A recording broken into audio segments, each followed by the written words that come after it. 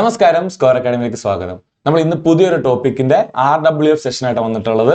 നമ്മൾ ഇന്ന് ഡിസ്കസ് ചെയ്യാൻ പോകുന്നത് 5 ഇയർ പ്ലാൻ അല്ലെങ്കിൽ പഞ്ചവത്സര പദ്ധതികൾ അല്ലെങ്കിൽ ബേസിക്കലി പ്ലാനിങ് ഇൻ ഇന്ത്യ.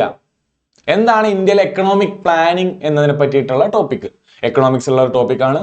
ഒരുപാട് ചോദ്യങ്ങൾ ഏരിയയിൽ ചോദിക്കാറുണ്ട്. സോ ഇതിലൊരു റിവിഷൻ വിത്ത് ഫാക്കൽറ്റി നമുക്ക് ചെയ്ത് നോക്കാം. ബേസിക്കലി നമ്മൾ എന്താണ് ക്വിക്കായിട്ട് റിവിഷൻ ചെയ്യാൻ പോവാണ് ക്വിസുകൾ വഴി. സോ ക്വിസുകളിലൂടെ ഒരു ക്വിക്ക് റിവിഷൻ ആണ് ഉദ്ദേശിക്കുന്നത്. മേജർ ഫോക്കസ് എന്തിലായിരിക്കും? ക്വിസ് ചെയ്യുന്നതിലായിരിക്കും. നമ്മുടെ ടൈം മാനേജ്മെന്റ്, അതുപോലെ 7 മിനിറ്റ് കൊണ്ട് 10 ക്വസ്റ്റ്യൻസ് ചെയ്യാൻ നോക്കും. നമ്മുടെ ഫസ്റ്റ് സെഷനും സെക്കൻഡ് സെഷനും കണ്ടതിന് ശേഷം മാത്രം ഈ സെഷനിലേക്ക് വരിക. ഓക്കെ, നമുക്ക് മുന്നോട്ട് പോവാം. നമുക്ക് എന്ത് ചെയ്യാം? 5 ഇയർ പ്ലാനിന്റെ 10 ചോദ്യങ്ങൾ ചെയ്ത് നോക്കാം വിത്ത് ടൈമർ. എന്നിട്ട് നമ്മൾ എന്തെല്ലാം ടെക്നിക്കുകളാണ് ഉപയോഗിക്കുക. അതിൽ എലിമിനേഷൻ ടെക്നിക്ക് ഉണ്ടാവും, കോമൺ സെൻസിന്റെ കാര്യങ്ങൾ ഉണ്ടാവും. ഞാൻ അടുത്തിടെ കേട്ടു വന്ന കറണ്ട് അഫെയർ എന്തെങ്കിലും എന്റെ മനസ്സിൽ ഇരിപ്പുന്നുണ്ടെങ്കിൽ അതുണ്ടാവും. അങ്ങനെ ബേസിക് ആയിട്ട് വളരെ ബേസിക് അണ്ടർസ്റ്റാൻഡിങ്ങിൽ എങ്ങനെ ക്വസ്റ്റ്യൻസ് ആൻസർ ചെയ്യാം. അത് ചിലപ്പോൾ എന്റെ ലോജിക് ആയിരിക്കും, നിങ്ങൾക്ക് വേറെ ലോജിക് ആയിരിക്കും ഉണ്ടാവുക. ഓക്കെ, അങ്ങനെ വേരി ചെയ്യാം. അപ്പൊ നിങ്ങൾ ഇതിന്റെ കൂടെ തന്നെ ചെയ്ത് പോവുക. അതിന്റെ കൂടെ തന്നെ ഞാൻ ആൻസർ എഴുതി കാണിച്ചു തരാം. ആൻസർ എഴുതി പോവുക. എന്നിട്ട് നമുക്ക് അനലൈസ് ചെയ്യാം. എനിക്ക് എളുപ്പമാണെന്ന് തോന്നി എത്ര ചോദ്യങ്ങൾ തെറ്റി, എനിക്ക് മോഡറേറ്റ് ലെവലിലുള്ള എത്ര ചോദ്യങ്ങൾ തെറ്റി, ഇത് നമുക്ക് അനലൈസും കൂടെ ചെയ്യാം. ഓക്കെ, അങ്ങനെ മുന്നോട്ട് പോവാം. നമുക്ക് നോക്കാം. സോ ഫസ്റ്റ് ക്വസ്റ്റ്യൻ എടുക്കുന്നതിന് മുന്നേ നമുക്ക് എന്ത് വേണം? നമുക്ക് ടൈമർ സെറ്റ് ചെയ്യണം. ടൈമർ സെറ്റ് ചെയ്തിട്ട് വരാം. ഓക്കെ, നമ്മുടെ ക്വസ്റ്റ്യനും റെഡിയാണ്, ടൈമർ റെഡിയാണ്. സോ നമ്മൾ എന്ത് ചെയ്യുന്നു? ടൈമർ ഓൺ ആക്കുകയാണ്. നമ്മൾ ഫസ്റ്റ് ക്വസ്റ്റ്യൻ വായിക്കാൻ പോവാണ്. ടൈമർ ഓൺ ആയി. ടൈമർ സ്റ്റാർട്ട് ആകുമ്പോൾ മാത്രം ഫസ്റ്റ് ക്വസ്റ്റ്യൻ വായിക്കുക. നമുക്ക് ആൻസർ എഴുതാം. First question, who was the first chairman of planning commission? Planning കമ്മീഷന്റെ ഫസ്റ്റ് ചെയർമാൻ ആരാണ്? സോ എനിക്കൊരു ബേസിക് ഐഡിയ ഉണ്ട്. എന്താ? നരേന്ദ്രമോദി നീതി ആയോഗിന്റെ ചെയർമാൻ ആയിരുന്നു. ഈ പറയുന്ന പോലെ മൻമോഹൻ സിംഗ് ഉണ്ടായിരുന്നപ്പോൾ പുള്ളിയായിരുന്നു പ്ലാനിംഗ് കമ്മീഷന്റെ ചെയർമാൻ. സോ ആദ്യത്തെ പ്രൈം മിനിസ്റ്റർ ആരാണോ അയാളായിരിക്കും ചെയർമാൻ. സോ ആദ്യത്തെ പ്ലാനിംഗ് കമ്മീഷൻ ആദ്യത്തെ പ്രൈം മിനിസ്റ്റർ ആയിരിക്കും ചെയർമാൻ. തന്നെയല്ല, 1950 പ്ലാനിംഗ് കമ്മീഷൻ തുടങ്ങുമ്പോഴേക്കും പട്ടേൽ എന്തായാലും മരണപ്പെട്ടിരുന്നു. രാജേന്ദ്ര പ്രസാദ് അപ്പോഴത്തെ പ്രസിഡന്റ് ആയിരുന്നു. സോ എനിക്കൊരു മിനിമൽ അറിവുണ്ട്. എന്താ? നീതി ആയോഗിന്റെ ചെയർമാനും ഇതിനു മുന്നേ 12th പ്ലാനിംഗ് കമ്മീഷന്റെ ചെയർമാൻ എല്ലാം അതത് സമയത്തെ പ്രൈം മിനിസ്റ്റർമാരായതുകൊണ്ട് ഞാൻ ജവഹർലാൽ നെഹ്റു എന്നൊരു ആൻസർ ഇവിടെ എന്ത് ചെയ്തു? ക്ലിക്ക് ചെയ്തു. അവിടെ ഡി എന്ന് എഴുതി. ഓക്കെ, അടുത്ത ക്വസ്റ്റ്യൻ. നമുക്ക് അടുത്ത ക്വസ്റ്റ്യനിലേക്ക് പോവാം. Who among the following is considered as architect of Indian planning? Indian പ്ലാനിങ്ങിന്റെ ആർക്കിടെക്ട് ആരാണ്? ഓക്കെ, കുറച്ച് ഡിഫിക്കൽട്ട് ചോദ്യമാണ്. അറിയാവുന്നവർക്ക് എഴുതാം, അറിയില്ലാത്തവർ വിടുക.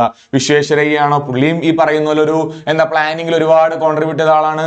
സാഹ, മഹാൽനോബിസ്, അതുപോലെ നിയോഗി, ഇവരെല്ലാവരും കോൺട്രിബ്യൂഷൻസ് ഉള്ള ആളാണ്. അറിയാമെങ്കിൽ എഴുതുക. എനിക്കറിയില്ല, ഞാൻ സ്കിപ്പ് ചെയ്തു. ഞാൻ പഠിച്ചിട്ടില്ല എന്ന് വിചാരിക്കുക, ഞാൻ സ്കിപ്പ് ചെയ്തു. ഓക്കെ, അടുത്ത question. Which model was first 5 year plan based on? So നമ്മൾ എന്ത് മനസ്സിലാക്കി? 5 ഇയർ പ്ലാന്റെ മോഡൽസ് പഠിച്ചു വെക്കണം. ഞാൻ എന്ത് ചെയ്തില്ല? പഠിച്ചിട്ടില്ല. ഞാൻ അതും സ്കിപ്പ് ചെയ്ത് രക്ഷയുണ്ടോ? രക്ഷയില്ല. സോ മോഡൽസ് പഠിക്കാത്തവൻ അത് സ്കിപ്പ് ചെയ്യേണ്ടി വരും. അടുത്ത ചോദ്യം ഞാൻ എന്താ എഴുതാൻ പോകുന്നു? What was the main focus of first 5 year plan of India? ആദ്യത്തെ പഞ്ചവത്സര പദ്ധതിയുടെ ആദ്യത്തെ പഞ്ചവത്സര പദ്ധതിയുടെ ഫോക്കസ് എന്താണ്? എന്തായാലും ഗ്രോത്ത് ഓഫ് ഇൻഫർമേഷൻ ടെക്നോളജി ആവാൻ സാധ്യതയില്ല. ഫസ്റ്റ് ആദ്യത്തെ 1950 എങ്ങാണ്ട് തുടങ്ങിയതാ. അതിനകത്ത് IT നമ്മൾ പ്രോത്സാഹിപ്പിക്കുവോ? ഇല്ല. പിന്നെ സ്പേസിലേക്ക് ISROയിലേക്കൊക്കെ കയറാൻ പോവോ? ഇല്ല, അത്ര പഴയതല്ലേ. അപ്പൊ അതും പോയി. പിന്നെ അഗ്രികൾച്ചർ ആണോ ഇൻഡസ്ട്രി ആണോ? ഏറ്റവും ആദ്യത്തെ പഞ്ചവത്സര പദ്ധതി ആയതുകൊണ്ട് കൃഷി ആയിരിക്കും നമ്മൾ ഉദ്ദേശിക്കുക. ഞാൻ അങ്ങനെ ഒരു ഗസ് എടുക്കുകയാണ്, കൃഷി ആയിരിക്കണം. സോ ഞാൻ ഇവിടെ B ആണ് മനസ്സിൽ വിചാരിച്ചിട്ടുള്ളത്. ഞാൻ B എന്ന് ആൻസർ കുത്തി. കൃഷി ആയിരിക്കുമല്ലോ ആദ്യത്തെ, പിന്നെ ആയിരിക്കും ഇൻഡസ്ട്രിയും സ്പേസും IT ഒക്കെ. ഒറ്റയടിക്ക് നമുക്ക് പോകാൻ പറ്റുമോ? ആദ്യം ഭക്ഷിക്കാൻ എന്തെങ്കിലും കിട്ടണ്ടേ? ഇന്ത്യ എന്തായാലും ഒരു ദരിദ്ര രാജ്യമായിരുന്നു ഇൻഡിപെൻഡൻസിന് സമയത്ത്. ബ്രിട്ടീഷുകാർ ഫുൾ അടിച്ചോണ്ട് പോയതാണ്, അത് ഉറപ്പാ. സോ അടുത്ത ക്വസ്റ്റ്യനിലേക്ക് പോവാം. ഞാൻ അത് B കുത്തി. Next question, when did economic liberalisation started? അത് ഞാൻ പലയിടത്തും കണ്ടിട്ടുണ്ട്. LPG reforms. പ്രത്യേകിച്ച് മൻമോഹൻ സിംഗ് ഇപ്പൊ മരിച്ചു. നമ്മുടെ പ്രൈം മിനിസ്റ്റർ ആയിരുന്നു മൻമോഹൻ സിംഗ് മരിച്ചു. അതിനു മുന്നേ പുള്ളി എന്തായിരുന്നു? ഫിനാൻസ് മിനിസ്റ്റർ ആയിരുന്നു. അതിനു മുന്നേ ഗവർണർ ആയിരുന്നു. സോ കറണ്ട് അഫെയറിൽ കണ്ടിട്ട് എന്താ? പുള്ളി ഫിനാൻസ് മിനിസ്റ്റർ ആയിരുന്ന സമയത്താണ് ഇവിടെ LPG റിഫോംസ് വന്നിട്ടുള്ള ബേസിക് ഐഡിയ എനിക്കുണ്ട്. ഓക്കെ, പുള്ളി ഫിനാൻസ് മിനിസ്റ്റർ ആയത് ഏകദേശം 1990 ആ ഒരു സമയത്താണെന്നുള്ള ബേസിക് ഐഡിയ എനിക്ക് ഉള്ളതുകൊണ്ട് LPG റിഫോംസിനെ പറ്റി ബേസിക് ഒരു ഐഡിയ ഉണ്ട്. 5 ഇയർ പ്ലാൻ എനിക്ക് അത്ര ഐഡിയ ഇല്ലെങ്കിലും. സോ ഞാൻ ഇവിടെ മൻമോഹൻ സിംഗ് വന്ന സമയം വെച്ചിട്ട് കുത്തി. കാര്യം എന്താ? കറണ്ട് അഫെയറിലുള്ള ഒരു കാര്യമാണ്. അവിടെ കുത്തി. സോ അതിന്റെ ആൻസർ ഡി കുത്തി. അഞ്ചാമത്തെ ആൻസർ ഡി. മുന്നോട്ട് പോവാം. അടുത്ത നമുക്ക് എന്ത് ചെയ്യാം? 5-year plan, government has started agriculture policy with which green revolution. ഹരിത വിപ്ലവം വന്നത് ഏതിലാണ്? ഒന്നും ചെയ്യാനില്ല. സെക്കൻഡ് ആണോ, സിക്സ്ത് ആണോ, ഫോർത്ത് ആണോ, തേർഡ് ആണോ? പഠിച്ചാൽ ഉണ്ട്, പഠിക്കാത്തവന് പോയി. എനിക്ക് പോയി, ഞാനത് പഠിച്ചിട്ടില്ല. സോ ആറാമത്തെയും ഞാൻ വിട്ടു. ഓക്കെ, അടുത്ത് നോക്കാം. അടുത്തത് ഏതാ? ഏഴാമത്തെ question. During which 5-year plan India opted four A mixed economy? അതും ഈ പറയുന്ന പോലെ ഹരിത വിപ്ലവം പോലെ ഇതിൽ ഏതാന്ന് പഠിക്കണം. ഫസ്റ്റ് ആണോ, സെക്കൻഡ് ആണോ, തേർഡ് ആണോ, ഫോർത്ത് ആണോ? അറിയില്ല. വിടല്ലാതെ വേറെ വഴിയുണ്ടോ? ഇല്ല. ആ സമയത്ത് ഇതിന്റെ ഫീച്ചേഴ്സ് പഠിച്ചിരുന്നെങ്കിലോ? പഠിച്ചില്ല. മുന്നോട്ട് പോവാം. In which year did disinvestment process in public sector? അതായത് പബ്ലിക്കും പ്രൈവറ്റും വന്നത്, LPG വന്നത് എപ്പോ? എന്റെ ആ മൻമോഹൻ സിംഗിന്റെ ഒരു ഐഡിയ വെച്ചിട്ട്, കാര്യം പുള്ളി ഇപ്പൊ മരിച്ചിട്ടല്ലേ ഉള്ളൂ. സോ പുള്ളിനെ പറ്റി പഠിക്കല് എന്റെ ഒരു ധർമ്മമാണല്ലോ, ഞാൻ പഠിച്ചല്ലേ പറ്റുള്ളൂ. സോ ഞാനത് നോക്കി വെച്ചിട്ടുണ്ട്. 1990s സമയത്താണ്, നരസിംഹറാവു ഗവൺമെന്റിന്റെ സമയത്താണ് നമ്മുടെ മൻമോഹൻ സിംഗ് ആയിരുന്നു അന്ന് ഫിനാൻസ് മിനിസ്റ്റർ. സോ 1990 സമയത്താണ് ഏകദേശം. സോ ഞാൻ ഇവിടെയും ഡി കുത്തി. എട്ടാമത്തെയും എനിക്കറിയാം. ഓക്കെ, അടുത്ത ക്വസ്റ്റ്യൻ. ഒൻപതാമത്തെ question. After independence during the second 5-year plan which steel plant was set up with collaboration of Germany? കുറെ സ്റ്റീൽ പ്ലാന്റുകൾ നമ്മൾ ഉണ്ടാക്കി. അതില് ജർമ്മനിയുടെ കൂടെ ഉണ്ടാക്കിയത് ഏത്? ബ്രിട്ടന്റെ കൂടെ ഉണ്ടാക്കിയത് ഏത്? റഷ്യയുടെ കൂടെ ഉണ്ടാക്കിയത് ഏത്? ഞാൻ പഠിച്ചിട്ടില്ല, വിട്ടു. വേറെ വഴിയില്ല. ഓക്കെ, അവർ പറഞ്ഞിട്ടുണ്ട് സെക്കൻഡ് 5-year പ്ലാനിലാന്ന് പറഞ്ഞിട്ടുണ്ട്, ജർമ്മനിയാന്ന് പറഞ്ഞിട്ടുണ്ട്. രണ്ടും എനിക്ക് അറിയില്ലാത്തതുകൊണ്ട് ഞാൻ വിട്ടു. ഓക്കെ, അടുത്തത് നോക്കാം. ഇൻ 11th 5-year പ്ലാൻ ആർട്ടിഷൻ, അതായത് കലാകാരന്മാർ, ബേസിക്കലി എന്താ, എന്തെങ്കിലും കൈപ്പണി ചെയ്യുന്ന ആൾക്കാരാണ് ആർട്ടിസൻസ്. ഈ artisans were supported by marketing support services. എന്തോ ഉൽപ്പന്നം അവർ ഉണ്ടാക്കുന്നുണ്ട്, അതിനെ മാർക്കറ്റ് ചെയ്യാൻ വേണ്ടിയിട്ട് ഒരു സ്കീം ഉണ്ട്. എപ്പോ? 11th 5-year പ്ലാനിൽ. ലെതർ ഗുഡ് എന്ന് പറയുന്ന ഒരു സാധനം, ഹാൻഡിക്രാഫ്റ്റ്, ലൂമ്, ജെംസ് ആണ്. എന്തായാലും ജെംസിനും വൈരങ്ങൾക്കും അല്ലെങ്കിൽ മുത്തുകൾക്കും വൈരങ്ങൾക്കും രത്നങ്ങൾക്കും ഈ ജ്വല്ലറിക്കും വേണ്ടിയിട്ട്, ഗോൾഡിനും വേണ്ടിയിട്ട് എന്തായാലും ഒരു സ്കീം കാണുന്ന പോണില്ല. ബേസിക്കലി പൈസ ഉള്ളവരാണ് അത് ഉണ്ടാക്കുന്നത്, അല്ലേ? സോ അത് പോയി. ഉണ്ടാവാൻ സാധ്യത വളരെ കുറവാണ്. ലെതർ ഗുഡ്സ് ഉണ്ടാവാനുള്ള സാധ്യത വളരെ കുറവാണ്. അതൊന്നും അത്ര പാവപ്പെട്ടവർ ചെയ്യുന്ന വർക്കല്ല. ഒന്നെങ്കിൽ ഹാൻഡിക്രാഫ്റ്റ് അല്ലെങ്കിൽ ഹാൻഡ്ലൂം. ഈ ഹാൻഡ്ലൂമിൽ ഖാദി പെടുന്നുണ്ട്. സോ ഒരു പക്ഷേ ഹാൻഡ്ലൂം ആവാം, അല്ലെങ്കിൽ ഹാൻഡിക്രാഫ്റ്റ് ആവാം. 50-50 ആണ്. ഏത് വേണമെങ്കിലും ആവാം. ഞാൻ എന്ത് ചെയ്തു? ഹാൻഡ്ലൂം ആയിക്കോട്ടെ എന്ന് വിചാരിച്ച് ഹാൻഡ്ലൂം തലക്കാലം അങ്ങോട്ട് കുത്തലാണ്. രണ്ടും കൽപ്പിച്ച് അങ്ങ് കുത്താണ്. തെറ്റിയാൽ പോയി. സോ ബേസിക്കലി 10 ക്വസ്റ്റ്യൻ ഞാൻ ചെയ്ത് കഴിയുമ്പോൾ ഏകദേശം 50 മിനിറ്റ് ബാക്കിയുണ്ട്. കാര്യം അതായത് 5-year പ്ലാൻ അല്ലേ, കാണാതെ പഠിക്കുന്നവർക്കല്ലേ ചെയ്യാൻ പറ്റുള്ളൂ. ഒരുപാട് ലോജിക് ഒന്നും ഇവിടെ അപ്ലൈ ചെയ്യാനൊന്നും പറ്റില്ല. എന്നാലും എൻ്റെ അറിവുകളൊക്കെ വെച്ച് ഞാൻ കുറച്ചൊക്കെ അപ്ലൈ ചെയ്തു. ഞാനിവിടെ പോസ് ചെയ്തു, സ്റ്റോപ്പ് ചെയ്തു. ഏകദേശം 40 സെക്കൻഡ് ബാക്കിയുണ്ടായി. സോ 5-year പ്ലാൻ പോലുള്ള ടോപ്പിക്കിന് അത്രയ്ക്ക് മതിയാവും. ഓക്കെ, സോ നമുക്ക് എന്ത് മനസ്സിലായി? ബേസിക്കലി 5-year പ്ലാനിൽ എന്ത് മനസ്സിലായി? ഫീച്ചേഴ്സ് അറിയണം, മോഡൽസ് അറിയണം, ആരായിരുന്നു ആ സമയത്ത് ബേസിക് ആയിട്ടുള്ള ആരാണെന്നോ പ്രൈം മിനിസ്റ്റർ കൂടെ അറിഞ്ഞിരുന്ന ബെസ്റ്റ് ആണ്. വേറെ ഒന്നും നോക്കണ്ട. അതായത് ആ ചെയർമാൻ ആരാണോ അയാളായിരിക്കും പ്രൈം മിനിസ്റ്റർ ബേസിക്കലി. സോ അതിന്റെ ഒരു ഹിസ്റ്ററിയും കാര്യങ്ങളൊക്കെ നോക്കാം നമുക്ക്. എന്നിട്ട് ഈ ക്വസ്റ്റ്യൻ കൂടെ ചെയ്തു നോക്കാം, പറ്റുന്നുണ്ടോന്ന് അറിയാലോ. തൽക്കാലം പുള്ളിനൊന്ന് മാറ്റി വയ്ക്കാം, നമുക്ക് പോയി ചെയ്ത് നോക്കിയിട്ട് വരാം. ഓക്കെ, സോ നമ്മളിവിടെ ഏതൊക്കെ ആൻസർ ആണ് എഴുതിയത് എന്നുള്ളത് ലാസ്റ്റ് അനലൈസ് ചെയ്യുന്നുണ്ടാവും. സോ ഈസി ക്വസ്റ്റ്യനും മോഡറേറ്റ് ക്വസ്റ്റ്യനും നമ്മൾ പഠിച്ചത് വെച്ചിട്ട് നമ്മൾ അനലൈസ് ചെയ്യുന്നുണ്ടാവും. നമുക്ക് അനാലിസിസ് ലാസ്റ്റ് കാണാം. നമുക്ക് ആദ്യം ടോപ്പിക്കുകൾ പഠിക്കാം. ഹിസ്റ്ററി ഓഫ് പ്ലാനിങ് എങ്ങനെ സംഭവിച്ചത്? ആദ്യം സർ എം വിശ്വേശ്വരയ്യ 1934 എന്ത് ചെയ്തു? പുള്ളി the era of economic planning in India started by Visvesvaraya's 10-year plan. പുള്ളി അതൊരു 10-year പ്ലാൻ കൊണ്ടുവന്നു. ആദ്യമായിട്ട് എം വിശ്വേശ്വരയ്യ 10-year പ്ലാൻ കൊണ്ടുവന്നു. M Visvesvaraya published a book called planned economy in India. വളരെ ഇമ്പോർട്ടന്റ് ആണ്. എം വിശ്വേശ്വരയ്യ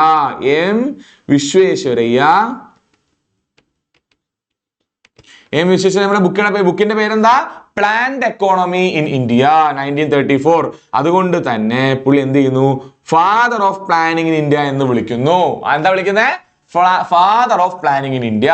രണ്ടാമതായിട്ട് 1938 നാഷണൽ പ്ലാനിങ് കമ്മിറ്റി വരുന്നു. കമ്മീഷൻ അല്ല, കമ്മിറ്റി വരുന്നു. It was the first attempt to develop a national plan for India. In 1938 Indian National Army supreme leader Netaji Subhash Chandra Bose ആണ് ഇത് initiate ചെയ്തത്. Committee was headed by Nehru. അപ്പൊ നെഹ്റുവും ബോസും കൂടെ തുടങ്ങിയ ഒരു കമ്മിറ്റിയാണ് ഇത് നാഷണൽ പ്ലാനിംഗ് കമ്മിറ്റി. അതും ഓർത്തു വയ്ക്കുക. രണ്ടാമത്തെ പോയിന്റ് ആയിട്ട്, because of world war II the reports of the committee could not be prepared and the papers finally come out in 48-49. ഈ 48-49 വെച്ചിട്ടാണ് നമ്മൾ പിന്നീട് ശരിക്കും എന്തുണ്ടാക്കുന്നത്? ഇതിന്റെ ബാക്കി പത്രമായിട്ടാണ് എന്തുണ്ടാക്കുന്നത്? പ്ലാനിംഗ് കമ്മീഷൻ ഉണ്ടാക്കുന്നത്. ഓക്കെ, അത് അവിടെ നിൽക്കട്ടെ. നെഹ്റുവും ബോസും കൂടെ ഒരു പ്ലാനിംഗ് കമ്മിറ്റി രൂപീകരിച്ചു. പക്ഷെ വേൾഡ് വാർ II കാരണം അത് അവിടെ സ്തംഭിച്ചു പോയി. പിന്നെ എന്ത് പറ്റി? ബോംബെ പ്ലാൻ എന്ന് പറഞ്ഞൊരു പ്ലാൻ കൊണ്ടുവന്നു. 8 leading industrialist and technocrats formulated a draft, a brief memorandum outlining a plan of economic development India under leadership of Purushottam Das Thakurdas. 1944 എന്താണ് പുരുഷോത്തം ദാസ് താക്കൂർദാസിന്റെ നേതൃത്വത്തില് കുറച്ച് ഇൻഡസ്ട്രിയലിസ്റ്റും കുറച്ച് ടെക്നോക്രാറ്റ്സും കൂടെ എന്ത് ചെയ്തു? കുറച്ച് ബേസിക്കലി പൈസയുള്ള ആൾക്കാര് എല്ലാവരും കൂടെ ഒരു പ്ലാനിംഗ് കമ്മിറ്റി പോലെ അവരൊരു കമ്മിറ്റി ഒരു പ്ലാൻ മുന്നോട്ട് വെച്ചു. എന്താണ്? ബോംബെ പ്ലാൻ. ചോദിക്കാറുള്ളതാണ്. ആദ്യം വിശ്വേശ്വരയ്യയുടെ പ്ലാൻ, രണ്ടാമത് നാഷണൽ പ്ലാനിംഗ് കമ്മിറ്റി, മൂന്നാമത് ബോംബെ പ്ലാൻ. ഓക്കെ, ഇതിന്റെയൊക്കെ ഹെഡ്സ് ഓർത്ത് വയ്ക്കുക. ആരൊക്കെയാണ് ഹെഡ് എന്ന് ഓർത്ത് വയ്ക്കുക. അടുത്തത് ഗാന്ധിയൻ പ്ലാൻ കൊണ്ടുവരുന്നു SN അഗർവാൾ. ഗാന്ധിയൻ പ്ലാൻ കൊണ്ടുവന്നു അഗ്രികൾച്ചറിനും റൂറൽ എക്കണോമിക്കും വേണ്ടിയിട്ട്. അല്ലെ, ഇന്ത്യ കിടന്നുറങ്ങുന്നത് എവിടെയാ? ഗ്രാമങ്ങളിലാണെന്നാണ് ഗാന്ധിജി പറഞ്ഞത്. സോ ഗാന്ധിയൻ പ്ലാൻ വെച്ചിട്ട് SN അഗർവാൾ പറഞ്ഞതാണ് ഏത്? ഗാന്ധിയൻ പ്ലാൻ വെച്ചിട്ട് 1944 ഗാന്ധിയൻ പ്ലാൻ കൊണ്ടുവന്ന ആളാണ് ആര്? SN അഗർവാൾ. പിന്നെ MN റോയ് കൊണ്ടുവരുന്നു people's plan 1945 people's plan. It was aimed at mechanisation of agriculture production and distribution of state only. By the state only. ഒരു സോഷ്യലിസ്റ്റ് പ്ലാൻ ആണ്. എന്താണ്? സ്റ്റേറ്റ് വേണം എന്ത് ചെയ്യാൻ? ഇത് ഡിസ്ട്രിബ്യൂട്ട് ചെയ്യാൻ. അഗ്രികൾച്ചർ പ്രൊഡക്ഷൻ എന്ത് ചെയ്യണം? മെക്കനൈസ് ചെയ്യണം. കൂടുതൽ യന്ത്രവൽക്കരിക്കാൻ വേണ്ടി, നമ്മുടെ കൃഷിനെ യന്ത്രവൽക്കരിക്കാൻ വേണ്ടിയിട്ട്. അതുപോലെ സ്റ്റേറ്റിന്റെ അല്ലെങ്കിൽ രാജ്യം എന്ന് പറയുമ്പോൾ നമ്മൾ ഗവൺമെന്റ് കൂടുതൽ ഇടപെട്ടുകൊണ്ട് വേണം എന്ത് ചെയ്യാൻ? അഗ്രികൾച്ചർ മെക്കനൈസേഷൻ മുന്നോട്ട് കൊണ്ടുപോകാൻ എന്ന് പറഞ്ഞുകൊണ്ട് ഒരു പ്ലാൻ കൊണ്ടുവരുന്നു, പീപ്പിൾസ് പ്ലാൻ. ഇത് കഴിഞ്ഞിട്ട് വരുന്നു Sarvodaya plan, JP Narayan. Sarvodaya plan idea of വിനോദ ഭാവെ. ഗാന്ധിയൻ പ്ലാനും ഗാന്ധിയൻ പ്ലാനിനെ ഇൻസ്പയർ ചെയ്തിട്ട് വിനോദ ഭാവെ ഐഡിയ വെച്ചിട്ട് ഒരു സർവോദയ പ്ലാൻ വരുന്നു. It gave importance not only to agriculture but also to small cottage industries in the plan. Okay, ഈ സർവോദയ പ്ലാൻ ഗാന്ധിയൻ പ്ലാനിൽ അഗ്രികൾച്ചർ മാത്രമേ ഉണ്ടായുള്ളെങ്കിൽ സർവോദയ പ്ലാൻ ഗാന്ധിയൻ പ്ലാന്റെ ഒരു അഡീഷൻ ആണ്. ഗാന്ധിയൻ പ്ലാൻ ഒന്ന് പ്ലസ് ഇട്ട് കഴിഞ്ഞാൽ സർവോദയായി. എന്ത് പ്ലസ് ആ ഇട്ടത്? അവിടെ പ്ലസ് ഇട്ടത് small and cottage industries, handicraft പോലെയുള്ളത്. അതായത് ഈ വീടുകളിലും ചെറിയ ചെറിയ ഇൻഡസ്ട്രീസിനൊക്കെ എന്ത് ചെയ്യാൻ? വലുതാക്കാൻ വേണ്ടി. അത് ബേസിക്കലി ഗ്രാമങ്ങളെ ഉദ്ധരിക്കാൻ വേണ്ടിയിട്ടുള്ളതാണ്. ഓക്കെ അല്ലേ? So Sarvodaya plan. ഇതാണ് ഹിസ്റ്ററി വരുന്നത്. എന്നിട്ട് നമ്മൾ നേരെ പ്ലാനിംഗ് കമ്മീഷൻ വരുന്നു 1950 March 15. Non constitutional non statutory ബോഡിയാണ്. ഒരു ആക്ട് പാസ്സാക്കുകയോ കോൺസ്റ്റിറ്റ്യൂഷനിൽ പറയുകയോ ചെയ്തിട്ടില്ല. വളരെ ഇമ്പോർട്ടന്റ് ആണ്. പ്ലാനിംഗ് കമ്മീഷൻ എന്താണ്? ഒരു സ്റ്റാറ്റ്യൂട്ടറി ബോഡിയാണോ? അല്ല. പിന്നെന്താ? ഒരു കോൺസ്റ്റിറ്റ്യൂഷണൽ ബോഡിയാണോ? അതും അല്ല. Okay. Set up to formulate 5-year plan. Jawaharlal Nehru was the first chairman of Planning Commission. It was replaced by Niti Aayog in 1st January 2015. 2015 ശേഷം പ്ലാനിംഗ് കമ്മീഷൻ ഇല്ല, നീതി ആയോഗ് ആണ്. പക്ഷെ ഇപ്പോഴും RRBക്ക് ഈ ഏരിയയിൽ നിന്ന് ഒരുപാട് ചോദ്യങ്ങൾ ചോദിക്കുന്നുണ്ട്. കാര്യം ഇന്ത്യയുടെ എക്കണോമിക് ഹിസ്റ്ററി എന്ന് പറഞ്ഞാൽ പ്ലാനിംഗ് ആണ്. ഇന്ത്യയുടെ എക്കണോമിക് ഹിസ്റ്ററി എന്ന് പറഞ്ഞാൽ പ്ലാനിംഗ് ആണ്. അതിലൊരു ഡൗട്ടും ഇല്ല. ഓരോ പ്ലാൻ കഴിയുമ്പോഴാണ് ഇന്ത്യ എങ്ങനെ ഡെവലപ്പായി എന്ന് കണ്ടുപിടിക്കാൻ പറ്റുന്നത്. ആദ്യം അഗ്രികൾച്ചർ നന്നാക്കുന്നു, പിന്നെ ഇൻഡസ്ട്രി നന്നാക്കുന്നു, പിന്നെ സെൽഫ് റിലയൻസ് നന്നാക്കുന്നു. സെൽഫ് റിലയൻസ് വെച്ചാൽ നമ്മൾ നമ്മുടെ ഉള്ളിൽ തന്നെ, നമ്മൾ പുറത്തെ രാജ്യങ്ങളിൽ നിന്ന് എക്സ്പോർട്ട് ചെയ്യാതെ, ഓക്കെ അല്ല, പുറത്തെ രാജ്യങ്ങളിൽ നിന്ന് ഇമ്പോർട്ട് ചെയ്യാതെ കൂടുതൽ എക്സ്പോർട്ട് ചെയ്തുകൊണ്ട് സ്വയം പര്യാപ്തത നേടുക, സെൽഫ് സഫിഷ്യന്റ് ആവുക എന്നുള്ളതെല്ലാം മൂന്നാമത്തെയും നാലാമത്തെ പ്ലാനിൽ വരുന്നു. ഗ്രീൻ റെവല്യൂഷൻ വരുന്നു, വൈറ്റ് റെവല്യൂഷൻ വരുന്നു. അങ്ങനെ ഇന്ത്യ സെൽഫ് റിലയന്റ് ആവുന്നു. അങ്ങനെ ഇന്ത്യയുടെ എക്കണോമിക് ഹിസ്റ്ററി അറിയണമെങ്കിൽ എന്തറിയണം? ഇന്ത്യയുടെ പ്ലാനിങ് അറിയണം, എക്കണോമിക് പ്ലാനിങ് അറിയണം, 5-year പ്ലാനുകൾ അറിയണം. നമുക്ക് ഓരോന്നോരോന്നായിട്ട് നോക്കാം.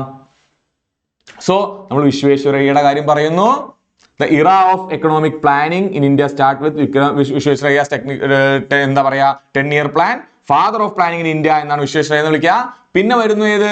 നാഷണൽ പ്ലാനിംഗ് കമ്മിറ്റി 1938 ബോസും അതുപോലെ നെഹ്റുവും കൂടെ. അതായിരുന്നു ഏറ്റവും ഫസ്റ്റ് നാഷണൽ ലെവലിലുള്ള പ്ലാൻ. പിന്നെ ബോംബെ പ്ലാൻ വരുന്നു 10 ലീഡിംഗ് ഇൻഡസ്ട്രീസ് ആൻഡ് ടെക്നോക്രാറ്റ്. ആരുടെ ഹെഡിലാണ്? പുരുഷോത്തം ദാസ് താക്കൂർ ദാസിന്റെ കീഴിലാണ്. പിന്നെ ഗാന്ധിയൻ പ്ലാൻ വരുന്നു SN അഗർവാളിന്റെ നേതൃത്വത്തിൽ. അത് കഴിഞ്ഞിട്ട് പീപ്പിൾസ് പ്ലാൻ വരുന്നു MN Roy people's land plan വരുന്നു. അതിൽ അഗ്രികൾച്ചർ, ഗാന്ധിയിൽ അഗ്രികൾച്ചർ മാത്രമേ പറഞ്ഞുള്ളെങ്കിൽ ഇവരെന്ത് പറയുന്നു? സ്റ്റേറ്റ് വേണം അഗ്രികൾച്ചർ പ്രൊഡക്ഷനെ മെക്കനൈസ് ചെയ്യാൻ, യന്ത്രവൽക്കരിക്കാൻ, എന്നിട്ട് ഡിസ്ട്രിബ്യൂട്ട് ചെയ്യണത് സ്റ്റേറ്റ് ആയിരിക്കണം. സർവോദയ പ്ലാൻ എന്ത് പറയുന്നു? ഗാന്ധിയൻ പ്ലാൻ ഒരുപടി മുകളിലേക്ക് കൊണ്ടുപോയിട്ട് ഗാന്ധിയൻ പ്ലാനിലേക്ക് സ്മോളും കോട്ടേജ് ഇൻഡസ്ട്രിയും കൂടെ ആഡ് ചെയ്യണം എന്ന് പറയുന്നു. JP നാരായണന്റെ സർവോദയ പ്ലാൻ, ഐഡിയ ഓഫ് വിനോദ ഭാവെ ആൻഡ് ഗാന്ധിയൻ പ്ലാനിനെ ഇൻസ്പയർ ചെയ്തുകൊണ്ടാണ് പുള്ളിക്കാരൻ വരുന്നത്. ലാസ്റ്റ് ആയിട്ട് നമ്മുടെ സ്വന്തം പ്ലാനിംഗ് കമ്മീഷൻ മാർച്ച് 15 1950 നീതി ആയോഗിനെ വെച്ച് റീപ്ലേസ് ചെയ്യപ്പെടുന്നു. 2015 നെഹ്റു ആയിരുന്നു ഫസ്റ്റ് ചെയർമാൻ. പൊതുവെ പ്രൈം മിനിസ്റ്റർമാരാണ് ചെയർമാൻ. ഓക്കെ അല്ലേ? സോ നമുക്കിനി ഓരോ പ്ലാൻ നോക്കി പോവാം. ഒരു പ്ലാൻ പഠിക്കുമ്പോൾ നമ്മൾ എന്ത് ചെയ്യുക? പ്ലാൻ ഏതായിരുന്നു പഠിക്കുക, അതിന്റെ പീരിയഡ് പഠിക്കുക, ആ സമയത്ത് പ്രൈം മിനിസ്റ്റർ ആരായിരുന്നു, ചെയർമാൻ ആയിരുന്നു പഠിക്കുക, ടാർഗറ്റ് എന്തായിരുന്നു, അത് അച്ചീവ് ചെയ്തോ ഇല്ലയോ. ഈ അക്കങ്ങൾക്ക് പ്രസക്തിയില്ല, പക്ഷെ അച്ചീവ് ചെയ്തോ ഇല്ലയോ എന്ന് പഠിക്കുക. ടാർഗറ്റ് അച്ചീവ് ചെയ്തോ ഇല്ലയോ എന്ന് പഠിക്കുക. അന്ന് ഏതെങ്കിലും പ്രത്യേക മോഡലിനെ ഇൻസ്പയർ ചെയ്തുകൊണ്ടാണോ, ഓക്കെ, ഏതെങ്കിലും മോഡലിനെ ഇൻസ്പയർ ചെയ്തുകൊണ്ടാണോ ഉണ്ടാക്കിയത് പഠിക്കണം. ഓക്കെ, പിന്നെ ഫീച്ചേഴ്സ് എന്തൊക്കെയാണെന്ന് പഠിക്കണം. ഓക്കെ, നമുക്ക് ഓരോന്നും നോക്കാം. ഒന്നാമത്തേത് first planning commission by Jawaharlal Nehru in 1951 to 56. Target achieve ചെയ്തോ? 2.1% ഗ്രോത്ത് ടാർഗറ്റ് ചെയ്തെങ്കിൽ അത് അച്ചീവ് ചെയ്തു. ഓക്കെ, ഫസ്റ്റത്തെ പ്ലാനിങ് ഏത് മോഡലിലാണ്? Harold Domar മോഡലിലാണ്. നമ്മളൊരു നല്ല മോഡൽ എവിടെയെങ്കിലും കണ്ടു കഴിഞ്ഞാൽ ആ മോഡൽ അഡോപ്റ്റ് ചെയ്യുക, എന്നിട്ട് അതിനെ വെച്ചിട്ട് നമ്മൾ എന്ത് ചെയ്യും? മുന്നോട്ട് പ്ലാൻ ചെയ്യുക. അങ്ങനെ നമ്മൾ ഫസ്റ്റ് പ്ലാനിങ്ങിന് വേണ്ടി നമ്മൾ അഡോപ്റ്റ് ചെയ്ത, ഇൻസ്പയർ ചെയ്ത മോഡലാണ് ഇത്, ഹറോൾഡ് ഡോമർ മോഡൽ. ഓക്കെ അല്ലേ? ഇനി എന്താണ് മേജർ ഫീച്ചേഴ്സ്? അഗ്രികൾച്ചർ ആയിരുന്നു ഫോക്കസ്. മേജർ ഫോക്കസ് ഏതായിരുന്നു? അഗ്രികൾച്ചർ ആയിരുന്നു ഫോക്കസ്. ആദ്യം നമുക്ക് കൃഷിനെ രക്ഷപ്പെടുത്താം. അതിനുവേണ്ടി ഇറിഗേഷൻ, ഇലക്ട്രിസിറ്റി മുതലായവ അഗ്രികൾച്ചറിനോട് ബന്ധപ്പെട്ട കാര്യങ്ങൾ, അതായത് പ്രൈമറി സെക്ടർ, നമ്മുടെ ഏറ്റവും പ്രൈമറി സെക്ടറിനെ ആദ്യം നമുക്ക് രക്ഷപ്പെടുത്താം. ഓക്കെ, അതല്ലാതെ ഖാദി വില്ലേജ് ബോർഡും 5 IIT-കളും സ്ഥാപിച്ചതും ആദ്യത്തെ 5-year പ്ലാനിലാണ്. മൾട്ടിപർപ്പസ് പ്രൊജക്ട്സ് ആയിട്ടുള്ള Damodar Valley project, Bhakra Nangal project മുതലായ പ്രോജക്ട്സ് എല്ലാം വന്നത് ഫസ്റ്റ് 5-year പ്ലാനിലാണ്. അതാണ് ഇറിഗേഷൻ അല്ലെങ്കിൽ ഇലക്ട്രിസിറ്റി. ഇത് രണ്ടിനും വേണ്ടിയിട്ട് വന്ന പ്രോജക്ട്സ് ആണ് ഇതെല്ലാം. ഓക്കെ, രണ്ടാമത്തെ 5-year പ്ലാനിലും 56 മുതൽ 61 വരെ നെഹ്റു തന്നെയായിരുന്നു, പക്ഷേ ടാർഗറ്റ് അച്ചീവ് ചെയ്തിട്ടില്ല. അതിനെ നമ്മൾ മഹൽനോബിസ് മോഡൽ എന്ന് പറയുന്നു. ഈ PC മഹൽനോബിസ് വളരെ ഇമ്പോർട്ടന്റ് ആയിട്ടുള്ള ഒരാളാണ്. അതിന്റെ കാരണം എന്താ? 2 കാര്യങ്ങളാണ്. എക്കണോമിക് പ്ലാനിങ്ങിൽ പുള്ളി ഇമ്പോർട്ടന്റ് ആണ്, മാത്രവുമല്ല NCERT-യിൽ ഇതുപോലെ കൊടുത്തിട്ടുണ്ട്, Mahalanobis the architect of Indian planning. Father of Indian planning എന്ന് പറഞ്ഞാൽ ആരാണ്? ഫാദർ ഓഫ് ഇന്ത്യൻ പ്ലാനിങ് എന്നാൽ ആദ്യമായിട്ട് ചെയ്ത ആളായിരിക്കുമല്ലോ. ഫാദർ എന്ന് പറഞ്ഞാൽ ആദ്യമായിട്ട് ചെയ്ത ആളായിരിക്കും. So father of Indian planning എന്ന് പറഞ്ഞാൽ M വിശ്വേശ്വരയ്യ ആണെങ്കിൽ,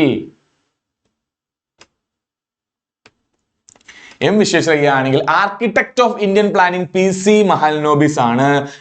അതിനെ പറ്റിയിട്ടുള്ള ഡീറ്റെയിൽസ് പറഞ്ഞിട്ടുള്ള, നിങ്ങളൊന്ന് പോസ് ചെയ്യുക, വായിച്ചു നോക്കുക. പുള്ളിക്കാരന്റെ ഒരു ബുക്കിനെ പറ്റിയും പറയുന്നുണ്ട്, പുള്ളിക്കാരന്റെ ഒരു ജേർണലിനെ പറ്റിയും പറയുന്നുണ്ട്, സാഖ്യ. പുള്ളിക്കാരനാണ് ഇന്ത്യൻ സ്റ്റാറ്റിസ്റ്റിക്കൽ ഇൻസ്റ്റിറ്റ്യൂട്ട്. ഏതാണ്?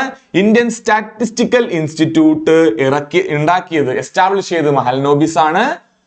ഓക്കെ, കൽക്കത്തയിലാണ് അതിന്റെ ഹെഡ് ക്വാർട്ടേഴ്സ് ഉണ്ടായത്. സാഖ്യ എന്ന് പറയുന്ന ഒരു ജേർണൽ പുള്ളി പബ്ലിഷ് ചെയ്തിരുന്നു. സോ വളരെ ഇമ്പോർട്ടന്റ് ആണ്, NCERT-യിലുള്ളതാണ്, പോസ് ചെയ്ത് വായിച്ചു നോക്കുക. ഓക്കെ, നമുക്ക് തിരിച്ചു പോവാം. സെക്കൻഡ് 5-year പ്ലാൻ ആരുടെ മോഡലാണ്? PC മഹൽനോബിസിന്റെ മോഡലാണ്. മഹൽനോബിസ് മോഡൽ, പ്രശാന്ത് ചന്ദ്ര മഹൽനോബിസ്. ഓക്കെ, ഇൻഡസ്ട്രീസിനാണ് നമ്മൾ ഇവിടെ മുൻകൈ കൊടുത്തത്. സോ ഇവിടെ അഗ്രികൾച്ചർ ആണെങ്കിൽ, ഇവിടെ അഗ്രികൾച്ചർ ആണെങ്കിൽ രണ്ടാമത്തതിൽ ഇൻഡസ്ട്രി ആണ്. രണ്ടാമത്തെ 5 ഇയർ പ്ലാൻ എന്ന് പറയുമ്പോൾ മനസ്സിലേക്ക് ഇൻഡസ്ട്രി വരണം. ആദ്യം കൃഷി രക്ഷപ്പെടുത്തി, രണ്ടാമത് നമ്മൾ വ്യവസായത്തിന് രക്ഷപ്പെടുത്താൻ പോവാണ് സെക്കൻഡ് 5 ഇയർ പ്ലാൻ. ഓക്കെ, അതിനു വേണ്ടിയിട്ട് നമ്മൾ റൂർക്കേലയിൽ ഒരു സ്റ്റീൽ പ്ലാന്റ് വന്നു. ആരുടെ സഹായത്തോടെ? ജർമ്മനിയുടെ സഹായത്തോടു കൂടി. ഭിലായിൽ ഒരു സ്റ്റീൽ പ്ലാന്റ് വന്നു, അന്നത്തെ USSR എന്ന് വിളിക്കുന്ന ഇന്നത്തെ റഷ്യയുടെ സഹായത്തോടു കൂടി. ദുർഗാപൂരിൽ ഒരു 5 ഇയർ പ്ലാൻ വന്നു, ബ്രിട്ടന്റെ സഹായത്തോടു കൂടി. Okay, so Rourkela Germany, Rourkela Germany, Bhilai Russia. Rourkela Germany, Bhilai Russia, Durgapur UK അല്ലെങ്കിൽ ബ്രിട്ടൻ. ഓക്കെ, സോ റൂർക്കേല ജർമ്മനിയാണ്, ഭിലായ് റഷ്യയാണ്, അതുപോലെ ദുർഗാപൂർ UK ആണ്. പഠിച്ചു വെക്കുക, സ്ഥിരമായിട്ട് ചോദിക്കുന്ന ചോദ്യങ്ങളാണ്. ഇതല്ലാതെ മറ്റ് രാജ്യങ്ങൾ നമ്മളെ സഹായിച്ചിട്ടുള്ള കുറെ എന്താ പറയാ പ്രൊജക്ട്സ് ഇന്ത്യയിലുണ്ട്. അതും ഇതിന്റെ കൂടെ തന്നെ പഠിച്ചു പോവുക, ഒരു നോട്ടിൽ എഴുതി വെക്കുക. ബാക്കി രാജ്യങ്ങളുടെ എയ്ഡ് കൊണ്ട് ഇന്ത്യ ഉണ്ടാക്കിയിട്ടുള്ള വേറെ പ്രൊജക്ട്സ് ഏതൊക്കെയാണെന്നും കൂടെ എഴുതി വെക്കുക, സെർച്ച് ചെയ്തിട്ട് എഴുതി വെക്കുക. എന്തായാലും ഇവിടെ ഓർത്തു വെച്ചോളൂ, റൂർക്കേല ജർമ്മനി, ഭിലായ് റഷ്യ, അതുപോലെ തന്നെ ദുർഗാപൂർ UK. ഓക്കെ, മുന്നോട്ട് പോയാൽ തേർഡ് 5 ഇയർ പ്ലാൻ വീണ്ടും ജവഹർലാൽ നെഹ്റു ആണ്. നമ്മൾ 5.6% of growth, GDP growth plan ചെയ്തെങ്കിലും നമുക്കത് അച്ചീവ് ചെയ്യാൻ പറ്റില്ല. സോ ആദ്യത്തെ 3 ഒന്നാമത്തെ മാത്രമേ അച്ചീവ് ചെയ്യാൻ പറ്റിയിട്ടുള്ളൂ. അത് നമ്മൾ ഗാഡ്ഗിൽ യോജന എന്നാ വിളിക്കുന്നത്. അതിന്റെ ആർക്കിടെക്ട്സ് ആരാണ്? സുഗുമോയ് ചക്രവർത്തിയും ജോൺ സാൻഡിയുമാണ്. അവിടെ നമ്മുടെ ഉദ്ദേശം എന്താ? സെൽഫ് റിലയൻസ് ആണ്, സ്വയം പര്യാപ്തത കൈവരിക്കുക, സ്വയം പര്യാപ്തത കൈവരിക്കുക. പക്ഷേ നമുക്ക് ചൈനയുമായിട്ടുള്ള വാറുകളും 62 ചൈനയായിട്ടുള്ള വാറും അതല്ലാതെ കുറെ വരൾച്ചകളും വന്നതുകൊണ്ട് എന്താ ഇത് മാച്ചപ്പ് ചെയ്യാൻ പറ്റിയില്ല, അല്ലെങ്കിൽ ഈ അച്ചീവ് ചെയ്യാൻ പറ്റിയില്ല, ഈ ടാർഗറ്റ് അച്ചീവ് ചെയ്യാൻ പറ്റിയിട്ടില്ല. സോ ആദ്യം കൃഷി, രണ്ടാമത് വ്യവസായം, മൂന്നാമത് സ്വയം പര്യാപ്തത നേടുക എന്നുള്ള 3 അജണ്ടകൾ കൊണ്ടാണ് ആദ്യത്തെ 3 5 ഇയർ പ്ലാൻസ് വരുന്നത്. അതില് ഫസ്റ്റ് 5 ഇയർ പ്ലാനിൽ ഇറിഗേഷൻ പ്ലാൻസ് നമ്മൾ 3 എണ്ണം കൊണ്ടുവന്നിട്ടുണ്ട്, അല്ലെങ്കിൽ കുറെ ഇറിഗേഷൻ പ്ലാൻസ് വന്നിട്ടുണ്ട്. Damodar valley, Bhakra Nangal project etcetera. അതുപോലെ സെക്കൻഡ് 5 ഇയർ പ്ലാനിൽ ഏതാ? റൂർക്കേല ജർമ്മനിയുടെ സഹായത്തോടുകൂടി, ഭിലായ് സ്റ്റീൽ പ്ലാന്റ് എന്തിന്റെ സഹായത്തോടുകൂടി? റഷ്യയുടെ സഹായത്തോടുകൂടി, ദുർഗാപൂർ ബ്രിട്ടന്റെ സഹായത്തോടുകൂടി. ഇനി അടുത്ത 5 ഇയർ പ്ലാൻ വരുന്നതിന് മുന്നേ ഓർത്തിരിക്കുക, ഇൻഡസ്ട്രിയൽ പോളിസി 1956, അതായത് സെക്കൻഡ് 5 ഇയർ പ്ലാന്റെ സമയത്ത് നമ്മൾ ഒരു ഇൻഡസ്ട്രിയൽ പോളിസി കൊണ്ടുവരുന്നു 1956. ഓക്കെ, അപ്പോഴാണ് നമ്മുടെ സോഷ്യലിസ്റ്റിക് ഐഡിയ നമ്മൾ അവിടെ കൊണ്ടുവരുന്നത്.